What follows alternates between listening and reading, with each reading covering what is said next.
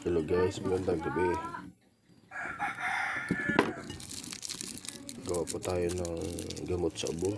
Sabi ng ating kaibigan na nakakagamot ito ng ubo, snowbird at saka kalamansi. So try natin, wala namang masama.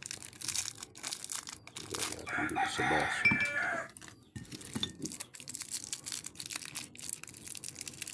Marami nagpapatingin ito na talaga epektibo ito mga guys,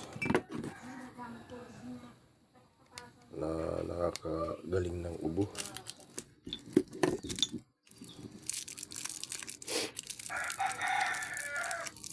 Stroke sana, kaso walang stroke.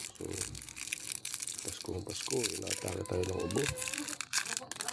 Buti na wala na yung lagnat guys. Ubo na lang natitira, tsaka konting sakit ng ulo. Naambulan tayo nung nakaraang mga gabi.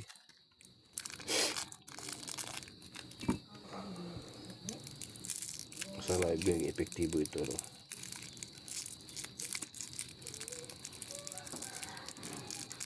Ito po yung snowbird ay matagal na panahon to. Snowbird na tumalik pa ako. Snowbird na. Pag may sipon, itong ilalagay. Pag may ubo, ito yung gagawin pinakagamot.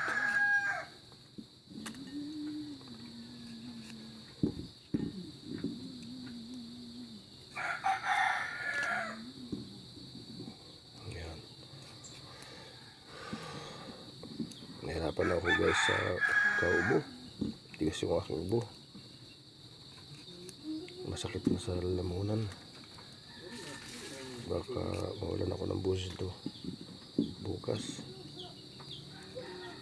Half day na guys, kaya may nagpayo na itong gawin natin.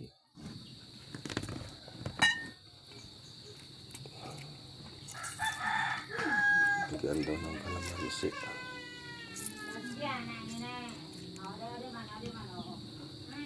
Ayan.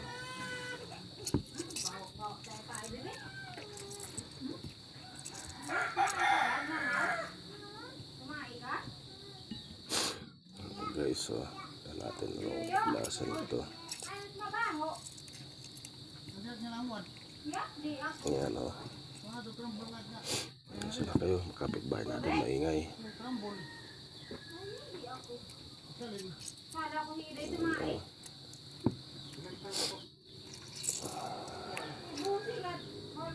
Buti na lang may bunga yung kalamansi dito.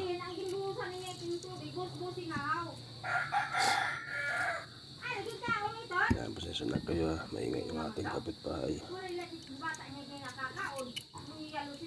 Parang masinggan.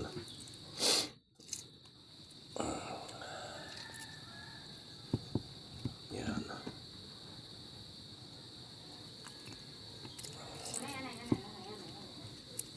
Sa tuwing uubuhin daw ay kumutsara ka lang dito.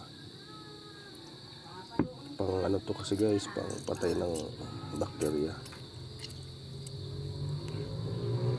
Ng bakterya sa lalamunan, kasi hindi maiwasan, nakakasingot tayo ng mga hangin na may bakterya, madaming hangin.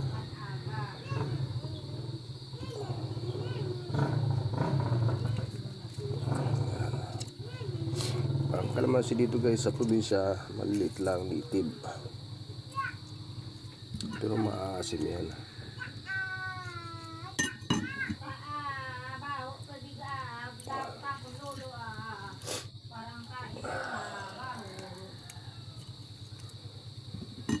Yan, so mix na natin guys.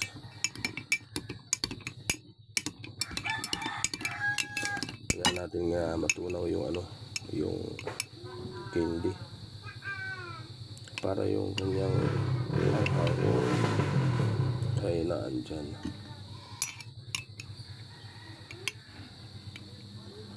Maingay na dito ngayon kasi Pasko nila.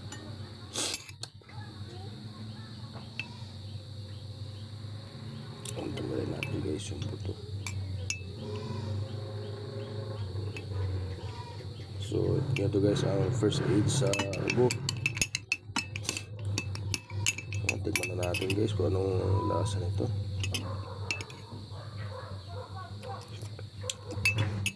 Oh, ang sarap. Ang asim. Thank you for watching guys. God bless.